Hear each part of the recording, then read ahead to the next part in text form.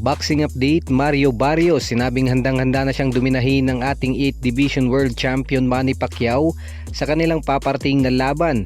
Idedepensa po ni Mario Barrios ang kanyang titulong WBC welterweight belt ngayong paparating na July 19 na gaganapin sa MGM Grand Garden Arena sa Las Vegas. Ayon po kay Mario Barrios, ipaparamdam daw nito kay Manny Pacquiao na matanda na ito.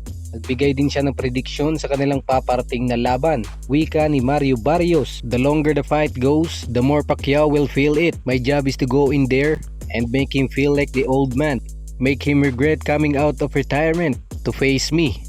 Yan po ang eksaktong sinabi ni Mario Barrios sa Fight Hype TV. May punto naman si Mario Barrios sa kanyang sinabi. Habang tumatagal ang laban ay manghihina si Pacquiao dahil sa kanyang edad at kawalan ng aktibidad. Kung matatandaan sa huling laban nito ay nagpakita na ito ng senyales ng kanyang paghina kontra kay Yordenis Ugas. 4 na taon na ang nakakalipas. Kung talagang gusto ni Pacquiao na magkampiyon muli, dapat ay mas maaga siyang bumalik. Kaya naman nababatikos ngayon si Manny Pacquiao dahil hindi daw legacy ang kanyang habol kundi malaking pera. Ayon po sa mga kilalang boxing experts sa boxing industry, ay hindi raw legasiya ang habol ni Pacquiao kundi malaking pera, kasi easy fight lang daw ito kay Manny Pacquiao, easy money.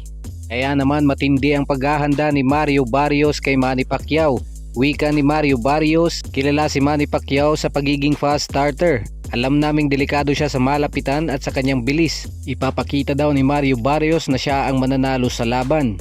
At pagre-retiruhin niya si Manny Pacquiao. Sa kabilang banda, Manny Pacquiao natanong kung bakit bumalik ito sa pagboboxing. Sinabi po ni Manny Pacquiao na hindi niya kukunin ang laban na ito para lang sa pera. Ngunit ang naiulat nitong bayad sa kanyang laban kontra kay Barrios ay tumataginting na $12.6 million. Kaya naman ito ang isa sa mga dahilan kung bakit bumalik si Manny Pacquiao. Marami ding nagsabi na wala ng pera si Manny Pacquiao kaya bumalik ito sa pagboboxing.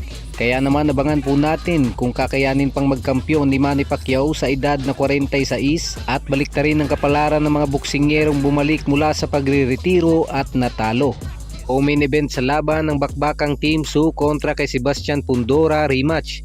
Undercard din sa laban si Isaac Pitbull Cruz kontra kay Angel Fierro. Rematch din ito mga kaibigan. Yan lang po munang mabilisang updates. Maraming salamat po.